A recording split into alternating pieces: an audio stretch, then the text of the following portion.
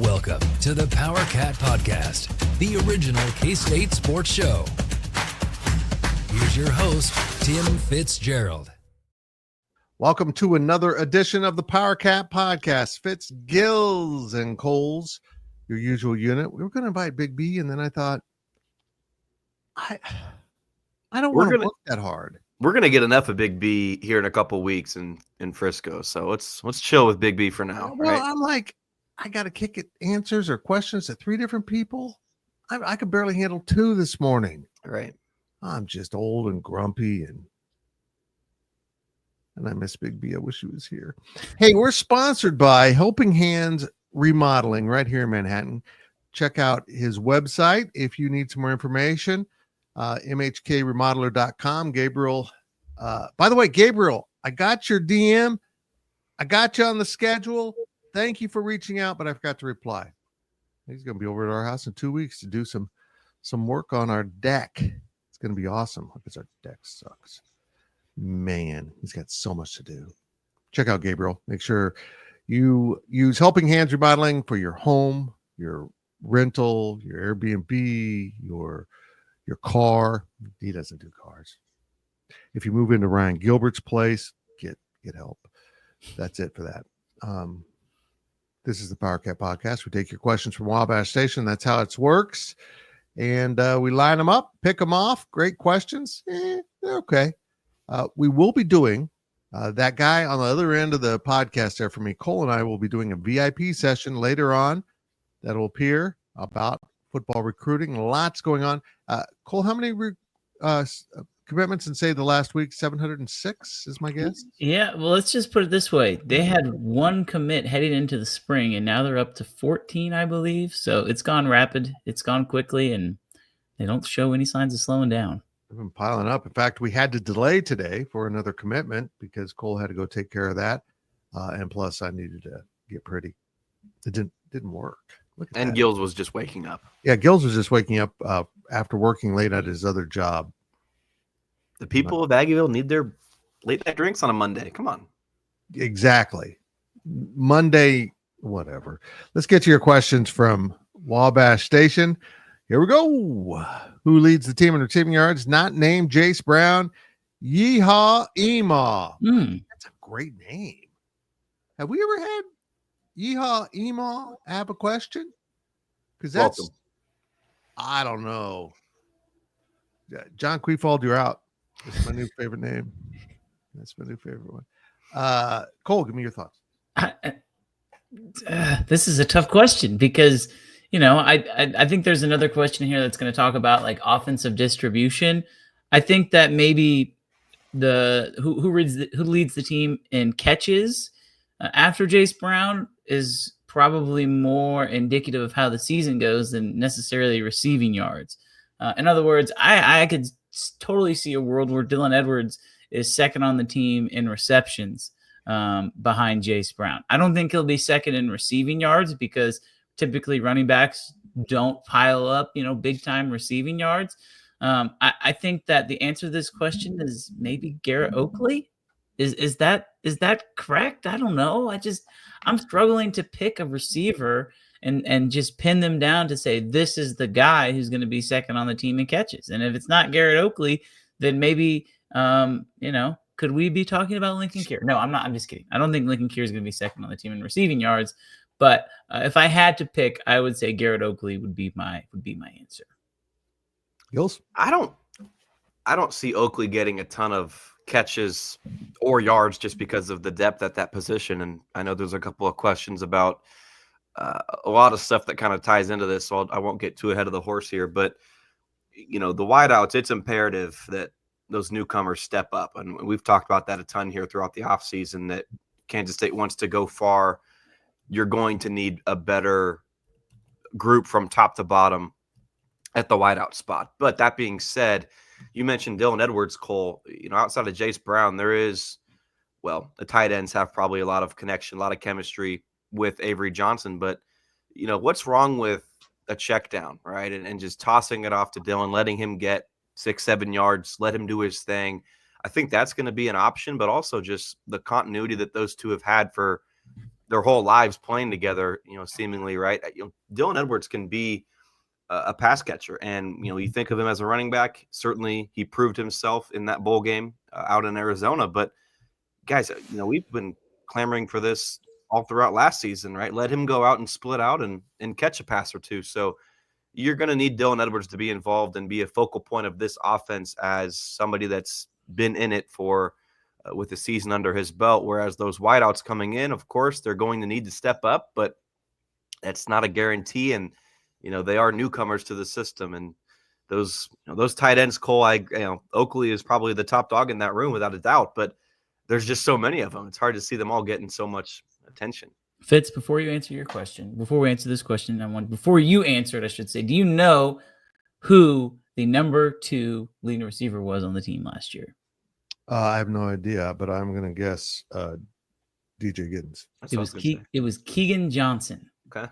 Keegan Johnson finished 29 catches for 359 yards. Okay. That's number 2? Wow. Number 2. Jayce Brown finished with 47 receptions for 823 yards. He was almost double the amount of yards as the second leading receiver. I don't think that's going to happen again, right? And we're sitting here talking about Dylan Edwards. Well, Dylan Edwards was DJ Giddens. DJ Giddens finished 3rd on the team in yards. He had 21 catches for 258 yards. So there was a 100-yard gap between the 3rd and the second leading receiver. And then almost, my math is bad here, but 400 yards between the second and leading receiver. That is a problem in and of itself. And so I think maybe the question should be asking, who's the 3rd leading receiver? Because you're just hoping and praying that the second leading receiver isn't 400 yards behind Jayce Brown. Your math skills are excused as a history teacher and a sports journalist. Thank you. You don't need any of that, plus calculators. I'm going to go out on a limb here, and I love the Dylan Edwards answer because I think they will use him in the slot a little bit on top of being a running back. I'm not even sure if Garrett Oakley will lead the tight end room in receptions, though. I'm going to go with Jaron Tibbs. That's my guy. I've heard too much about him. And you can say it because I accept it. Fitz is falling for it again. Fitz is falling for it. But I think he's going to be as much as a go-to as anyone else on this team. And I think he's going to be available for passes more than most guys on this team. I've just heard too much about him to think that he won't be kind of a go-to for Avery Johnson. And he's a big reason why I think Avery's numbers are going to go up. He's got just more reliable receivers as far as what we're told. And we have been lied to in the past, but this time they're telling the truth. I do feel pretty good about this one. Any more on this one, boys? Well, go ahead. Said Tibbs is your guy. Yeah. What about Fitz? I've met him at a press conference once. I mean, they could make Fitz an eligible receiver, and he could surprise some people, right? That's your guy, Fitz. Come on. I'm going to be out there playing left tackle. At least I'm going to claim it's me. Sure. I'm saving my thoughts on this for the next question. Because okay, here's the next question. I don't know what it is. Do you think we will spread the ball around on offense next season, or will it focus on a couple of key weapons to carry the load? El Camino Cat delivers again. Makes you think, doesn't he?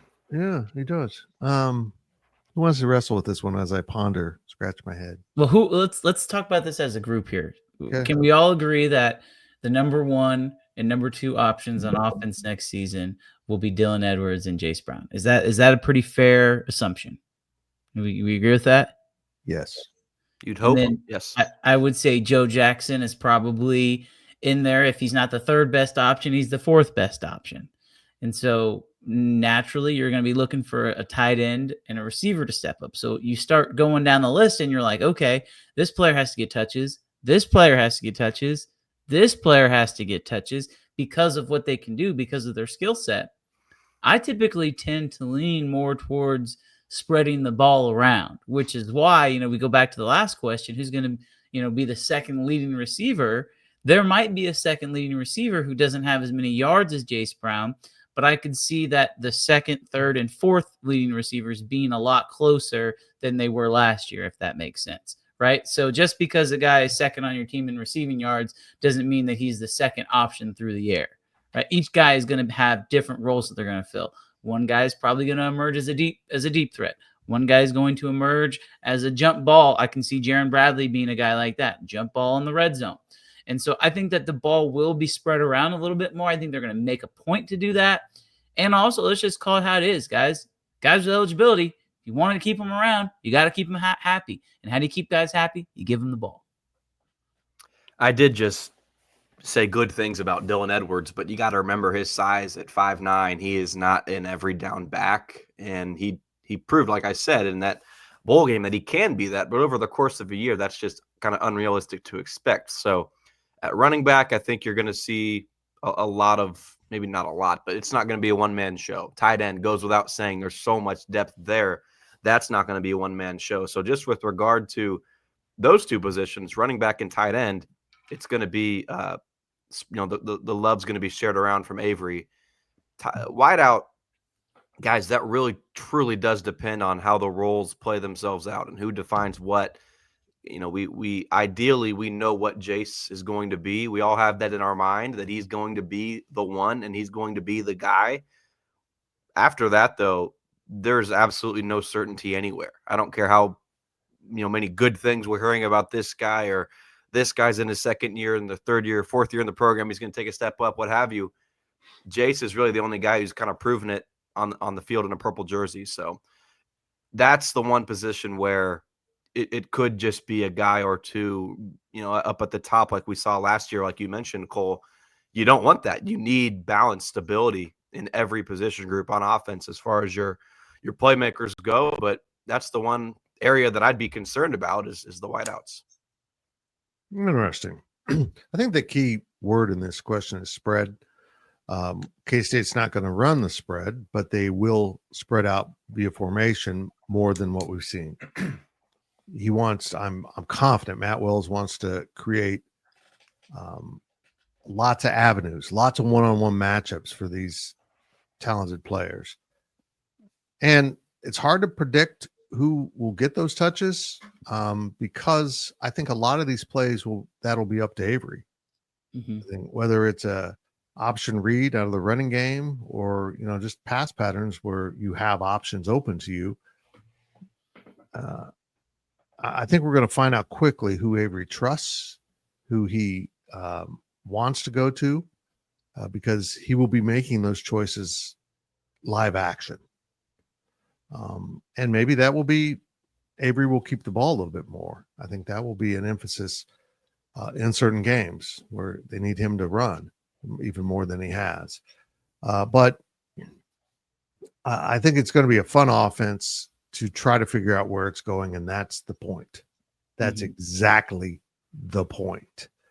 So I'm intrigued. And just as an FYI, I usually don't announce my Life of Fitz guests, but after this podcast, I'll be recording with Matt Wells for Life of Fitz next Monday. And I'll get into some of that, some of his offense philosophies. I think I don't usually talk a lot of like X's and O stuff on that podcast, but it is worth asking about his offense philosophies and how they'll differ from the past, but we'll get into that. You bring up a good point too, Fitz, with just the trust. Like Dante Cephas last year, I think is a good example. Does the trajectory of his season maybe go in a different way? Passes that he dropped early on last season. I mean, if he catches those, Avery's like, all right, I know I can throw you the ball. You're going to catch it. We're going to get some yards. That maybe tarnishes that relationship in terms of the trust. And so Avery's going to have his guys he can trust. And if you're not, and the coaches, same thing, right? Matt Wells, Fitz, ask him about this. Come on. If guys aren't catching the ball, you do have so much depth, especially at tight end, right? Like, all right, you're not going to catch it. Somebody else will. Yep. Agreed. There we go. Wow, that made that big. That's very big. What the heck? How do you see CB, which I think is Chris Brown. Chris Brown, shaking out? And boy, that Chris Brown guy can shake it out. That's from I Like Pickles Cat, that Gills now just calls Pickles. It's easier to type. Did you see Chris Brown's house in Miami or anything when you're out there? I did, and I also saw Rihanna's, which was a little awkward to say the least. Especially since you were that wasn't part of the tour. You were just peeking in her window. It is very awkward. Cole, give this one a crack.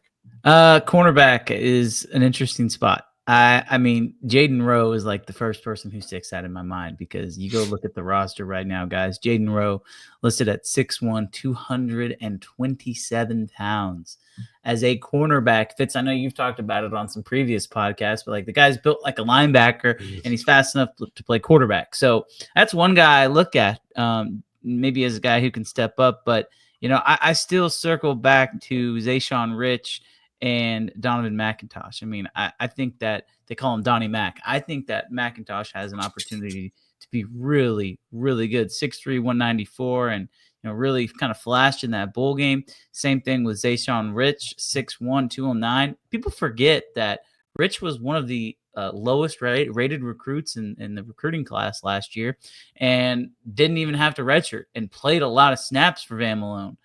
So those are two guys that I would say those would be your probably three top guys right now as far as the cornerback spot. But don't forget Justice James has also been in Manhattan for like 25,000 years. So he'll also see some time. And I could see some guys rotating in, especially some younger guys who they might want to give some run. I think there's probably not going to be a set three like there has been in the past, but I would definitely look at McIntosh and Rich as being kind of your two top guys, which as sophomores, I don't know. We'll see how that plays out. I agree with all that. I mean, I have a suspicion someone's going to step up that we don't expect. Yeah. I don't know who that is right now, but I thought the cornerback play in the bowl game was about as good as K-State got this year, and they had Jacob Parrish. I thought those guys were really good at the bowl game. Now, maybe it was Rutgers offense or whatever, but they just looked reliable. They looked like they can make plays. So I'm optimistic about the cornerback spot, but I do suspect someone's going to pop up that we don't really have on our radar right now. And Gilbert, before you go, they have one senior right now listed. One senior in that cornerback room. Again, that fits like you said. To me, it just seems like, okay, this person's not going. Well, we're not going to say we're trusting you because you're a senior. That's not going to happen. This person's not performing. Okay, next man up. That's kind of how the way that I think that it's going to shake out, Gills.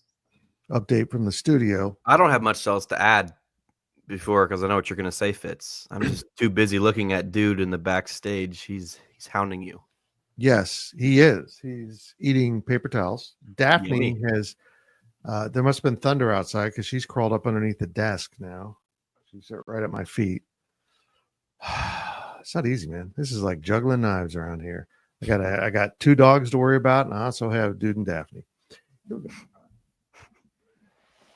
How much does Linkon Cure see the field? Does he think about leaving if he doesn't get much time? From Carson 5614. I got to read the mind of an 18-year-old tight end. I don't think so. I don't think Lincoln's going to be too much caught up into that as a true freshman because he knows he made the choice not to be here for spring football. And if there's one thing I think I know about Linkon Cure is he holds himself accountable. He thinks these things through. He's intentional with what he's doing. The choice to stay was not just to hang out. It was for reasons, and he fulfilled those reasons. So it was goal-oriented, and I think he's goal-oriented and willing to see it through. I don't know. I don't think he's that heavily involved for two reasons. One, he's behind the curve. He just is. And two, there's a lot of tight end talent out there, proven tight end talent, that it's hard to take off the field for a true freshman. It just is. You've got, until he absolutely proves what he can do and how reliable he is. And I know Avery's going to give him plenty of chances, but will the coaches put him on the field that often? I'm not sure. I'm really not. But it really, this is about, excuse me, this is more about Avery. Linkon. Let's try it again. This is more about Linkon and how prepared he is when he comes in, attacks the position, has a acute understanding of what he's supposed to be doing. When he reaches those things, I think he will see the field. And I think they'll probably design some things just for him, maybe as a receiver or a tight end, that he comes in and doesn't have to really, be too in depth on the playbook. He knows what he's doing on those plays. Who wants to take a crack at this? Gilbert, go. Gilbert. Sorry, in the middle of a coughing attack. I was just looking at Lincoln's. His offer list is obviously incredible, but his Final Four, of course, was K-State, KU, Oregon, and A&M. And Lincoln could have went anywhere in the country. Now, maybe not every school, but right, if he wanted to be on a team, right, he could have made it happen at most places. And so for him to end up at Kansas State, right, he wants to be at Kansas State, and for the reasons. Probably not for ego, not for money, not for whatever. Right? Like this is the place for him. And if he wanted to be playing, right, or he just wanted to be a superstar, he wanted to be the face of a team. He wanted to be kind of with the camaraderie, for lack of a better term. I think he might have ended up at a bigger name program, but he's at Kansas State. I think he's okay with being a part of the program, being a part of the team. Whether that's catching 10 passes a game or 1 pass a game, I think he's where he wants to be. If that makes sense, I'm not sure if I spit that all out correctly, but he'd be at a different school if that was something to really be concerned about. Or I guess if I was concerned about it, he'd be at a different school. Yeah. Does that make any sense? I'm sorry, guys. I kind of fumbled that a little bit.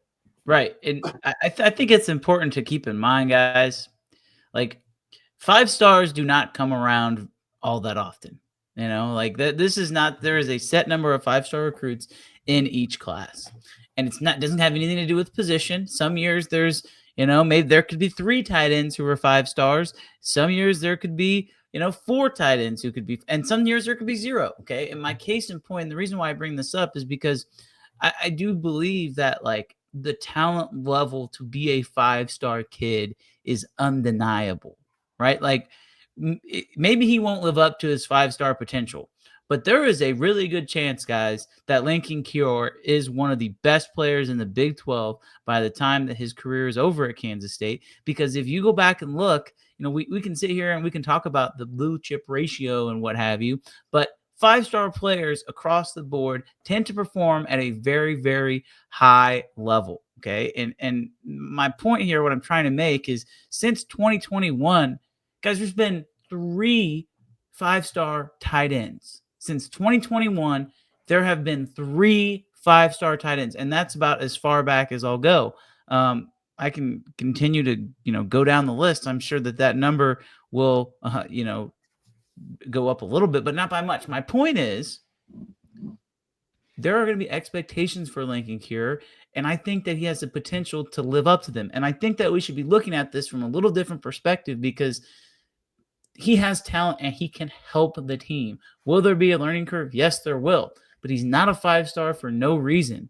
And so I think if Linkon Cure doesn't play this year, that is maybe not a good thing because you want to see a guy like this start to develop.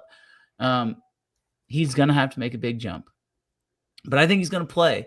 And I think he might not play a lot, but I think he's going to play because that talent is undeniable. Yes, there are good tight ends in the tight end room, but there's not one tight end in that tight end room where you're like, oh, this guy's an NFL draft pick. If Ben Sinnott was in that tight end room, yes, I would agree. It would be tough for him to crack. But there's no reason why Linkon Cure, if he is as good as we think he is, can't jump some of those guys because, again, he has the pure talent. And I'm going to say this, that the process of evaluating talent has really matured over the years. It's evolved in a positive way. There's no way a kid from Goodland, Kansas, that kind of athlete playing against, honestly, Western Kansas kids, is a 5-star and maybe not even a 4-star, despite his obvious physical traits, running fast, jumping high, all those good things. If not for the creation of 7-on-7 teams that have now gone the road of basically AAU basketball. You play on a traveling team, basically. He played on a team from California, for heaven's sakes. He just meets his team there. And that's where he got spotted by 24/7 for sure. And they were like, this guy is going up against elite talent on the back end of this, of these defenses and torching it. So I think there's been a deeper scout on Linkon Cure than a lot of people had in the past. And I think with that is I get back to he makes a plan to get things done. You want to know why Cole Gills? He grew up in a farming background. You don't get the day off unless it's something's wrong with the weather. You go put in your work. You get stuff done. And you know that you want to do this, but to do that, you got to do this, this, and this leading up to it. That's life and what he grew up with. So I think he's going to pan out. But I just have problems seeing him stepping onto the field and having an enormous impact only because of he is behind the curve in terms of the offense and the nuances. So maybe they picked their fights with him and decided to do this and that with him. A couple real quick, Fitz. A couple thoughts. Basketball and football stars and rankings are much different than football, right? Like by fall, Ugo and Yenso, those are prime examples of highly touted players out of high school, right? A lot of it in basketball is based off of potential, right? And that's, you look at the NBA draft, and there's some guys that are going to come in and be dudes, but there's also guys you draft high that are maybe more like projects that you're basing it off of potential. But with Linkon, right, like you're a 5-star in football, man. Like it means more. There's much higher floor there for Linkon. And also, I'll just add this, like, I don't know if you were there, Cole, or not. I think it was the camp before, but at one of the camps a couple weeks ago, Linkon was there, and it was just like, yeah, you look at him and you're like, yes, this guy can 1,000% play in year number one. He does not look at all like a true freshman. He doesn't look like a guy who just got on campus, right? Like his body, you can just tell he looks like a Big 12 athlete. So I've got little concern about, his abilities and his structure. It's all going to be an understanding of the playbook and acclimating to Manhattan. Amen, Ryan Gilbert. Amen. Here we go. Question 5 from Cat and Colo. Last year, no one would have guessed the success of Arizona State and BYU or the failure of Utah and OSU. Who do you think this year's surprises will be, good and bad? Fitz, it's funny, Cat and Colo mentions Utah and Oklahoma State. I vividly remember we were in Provo, and we went out on that little ride up in the mountains, like, well, we got to get back. Utah's playing Oklahoma State. Right. Because that's such a big-time matchup at the time. Lo and behold, that was the two worst teams in the league going up head-to-head. Crazy. I'm going to – actually, I think Utah is going to be good. I really do. I've got a feeling. Look, Whittingham's just too good of a coach to have this happen again. Things went south. They put all their eggs in the wrong quarterback basket. It was a fragile basket. He got injured. I was glad they decided to move on, even though he wanted to play again. We'll see. I think that is a possibility of a breakthrough. I have the feeling West Virginia is going to be better, and I think their fundamentals will go way up, and I think we'll see some of that. I don't know. It's hard to predict who's going to just fall apart because it's always a surprise. I've never thought this would happen to Utah or Oklahoma State, let alone both of them in the same season. But that is also, this speaks to the parity and the strength of the Big 12. I think Arizona is not going to be good. I think Cincinnati's still got a long road ahead of it. UCF, I don't know how Scott Frost's going to do, but I'm optimistic about that one because he had success there. I think I'm uncertain about Colorado, Oklahoma State, TCU, Baylor. It's going to be pretty good, I think. I guess if I had to pick one colossal flop that could happen, is Tech. Because Kansas State basketball fans have seen how sometimes this initiation of portal players into your roster doesn't go as planned. And they don't mesh. So I guess that's a possibility. I don't personally believe that. I think Tech's going to be good, but boy, it's hard to figure out who's going to be awful in this conference right now, to me at least. You know what's crazy, guys, is that I'm going to pull this question up so we can look at the 4 teams this question is based off of: Arizona State, BYU, Utah, and Oklahoma State. Would it surprise anyone if without Jake Retzloff, because let's keep in mind, up there in BYU, there is a civil suit that's going on that involves some allegations that I don't think BYU would be too fond of. Without him, could they potentially be a team that falls back to the back of the pack? Could Arizona State, without Cam Scatterbo, their do-it-all running? I think that Levitt's going to be a really good quarterback, but you lose literally the one guy in your offense who willed you in almost every single game. You lose that guy. Would anybody be surprised? Arizona State won some close games last year. If they kind of slip back to the pack a little bit, like, I'm not going to say that Arizona State and BYU are going to be the 2 teams who flop, but I could see both of those teams kind of sliding back to the pack. And here we go again. We already talked about Utah. Well, look at Oklahoma State. Every year when people think Oklahoma State's going to suck, what do? Mike Gundy magically finds a way to pull a rabbit out of his rear, and they find a way to make a bowl game and compete for a Big 12 championship. I'm going to say that my answer to this question, I don't think that Utah and Oklahoma State are going to compete for a Big 12 championship, but they're not going to be the 2 worst teams in the league. And I don't think that Arizona State and BYU are going to compete in the upper half of the conference because of the 2 things that I just mentioned. So the 4 teams that were in this question, I could totally see the roles being reversed next year. Well, the BYU quarterback situation is deep. I mean, he can still prove his innocence, but if he had consensual sex, he still violated the honor code at BYU. Now, I'd like to point out that if they need a quarterback, Ryan Gilbert will never break that honor code. He's safe. This is what it's like working for Tim Fitzgerald, everybody. he's safe. He's got it on lockdown. You know what I mean? I like those answers, though. I think Arizona State is much more than Cam Scatterbo, and yet I also know this: when you got a running back of that stature and you can turn around and hand it to him whenever you damn well please, the defense always has to account for it. And then in the game or games that they played without him, they were able to do things outside of their normal scouting report that would catch a defense off guard, because you haven't been doing that. With Scatterbo, you played differently. I think they're going to miss him because over the course of a season, they're going to have to develop an offensive identity without that dominant running back. Maybe they've got one. Maybe they've got another player that is going to replicate that. And if so, then forget it. But if they don't, they're going to have to develop other habits. And having a really good, powerful running back who can pick you up first downs is like having gold in your pocket. You'll never be impoverished if you've got that in your pocket.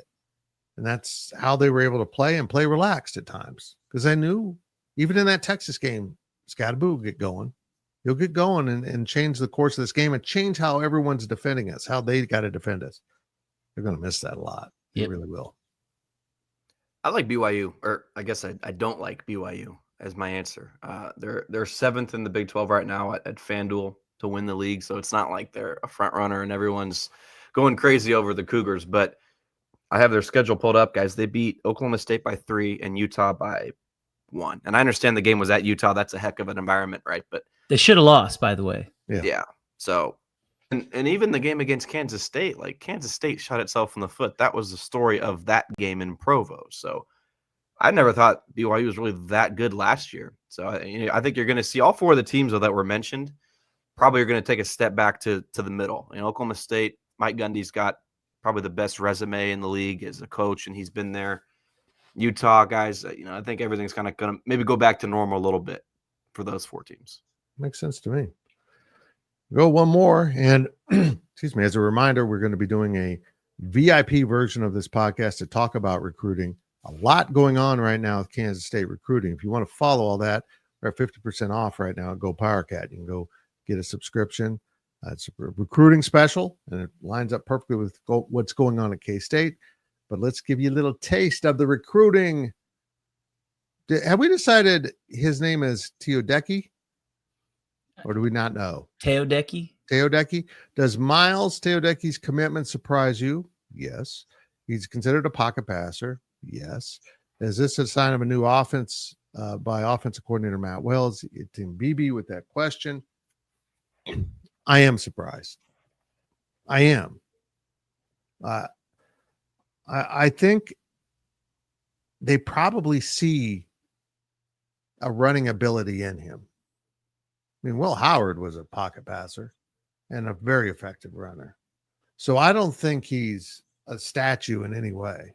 I mean, for my fellow olds, I think, excuse me, I think Ken Stabler comes to mind. Now, these two guys don't know who that is, but, or Fran Tarkington, scramble around, wreak havoc, throw the ball with your wrong hand.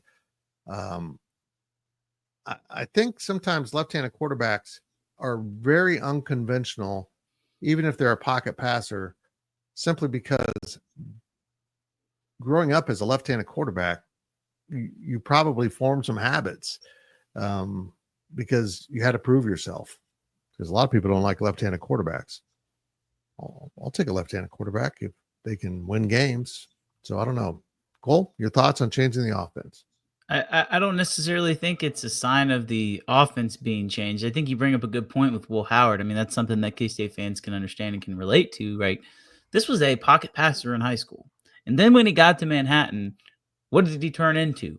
A running quarterback. Before finally his junior and senior seasons, he was, letting it rip. So I think that, specifically with Teodecki, like this guy, you bring up being a winner.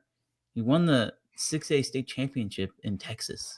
He took a team that has historically not been that good and took them and won the 6A Division II championship and did it with not a lot of Division I talent around him. Like usually in Texas, something like this happens. Oh, guess what? They got a 4-star defensive end who got 20 sacks in the season. They got a running back. No, that's not what happened with Teodecki's squad. And so I think that, the commitment maybe from like a recruiting standpoint surprised me a little bit just because K-State didn't really identify any quarterbacks in this class until late. Carson Palmer's son, Brady Palmer, was someone they were really looking at. He ends up going to Cal, and K-State, I think, is fine with that because they really like what they got in Miles Teodecki. Like, again, they've been hitting it hard in Texas. Well, guess what? When the head of the snake is also from the state of Texas and from a big class in Texas, he's a winner, puts up ridiculous numbers. It's really, really hard to look at this commitment and say, I don't like it. You can do it. That's fine. But if you're doing that, you're just looking at stars. You're not looking at all of the intangibles. Great. Gil's thoughts? I agree. The good part about the podcast with you, I mean, the recruiting one is you guys don't have to see Gilbert on it. So tune into that one. Yes. There you go. That's it for this edition of the Powercat Podcast. We appreciate you watching, and we appreciate Gabriel at MHKremodeler.com, Helping Hands Remodeling, for being our sponsor. We will talk to you next week with a full free podcast. But if you're a VIP at Go Powercat, and you can become one right now at 50% off, we got a little recruiting pod coming up later, maybe later this week, maybe just a few minutes later. I haven't decided. I've decided, though, that Gabriel's working on my house. Look at that. I don't need a bathroom, but that looks nice. This has been a GoPowerCat.com and Spirit Street production. Please support this show by subscribing to this YouTube channel or follow us on your favorite podcast platform.